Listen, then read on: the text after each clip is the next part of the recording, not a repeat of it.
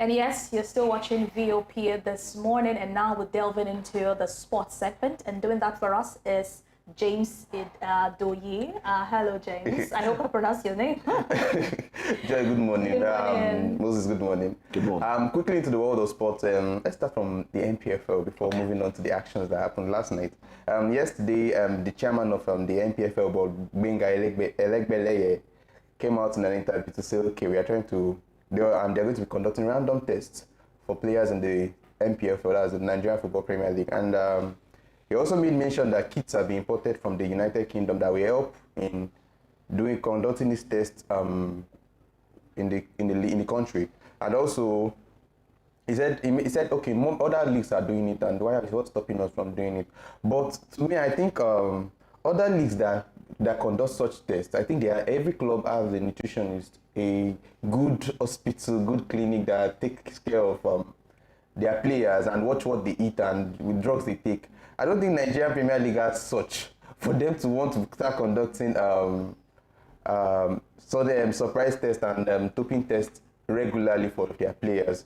So I don't know what they aim to. If actually funds will be allocated for clubs to make provisions for clinics and hospitals and dietitians, I think that would be actually a good one. I think most clubs do it actually. It's actually a good one, but most clubs in Nigeria, I don't think they can afford or they have such in place to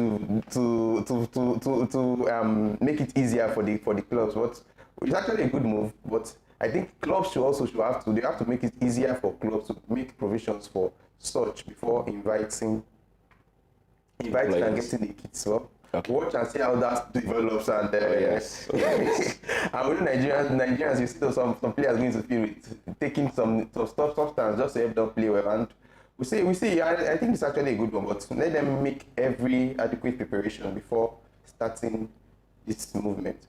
And moving on to the foreign scene now, we had UEFA Champions League that was played yesterday, and we saw Newcastle United taking Paris Saint-Germain in St. James Park.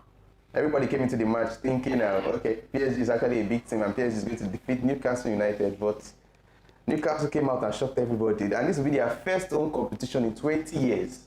And they defeated Paris Saint-Germain 4-1 at home. And everybody was shocked because we know Paris Saint-Germain had PSG had the likes of Kylian Mbappe, Ousmane Dembele, Kolo Muani, and we expected, okay, this would be a very difficult one for Newcastle. Newcastle came into when the draw came out months back, and we saw Newcastle were in the group with the likes of PSG, Dortmund, and Milan. And we have a phrase they call it group of death. So we're like, okay, this is the group of death for this year. And Newcastle are actually, funny enough, they're doing well, and now they have 3 points. And defeating PSG at home, it will serve as a huge boost for both the manager, the clubs, and the players moving on.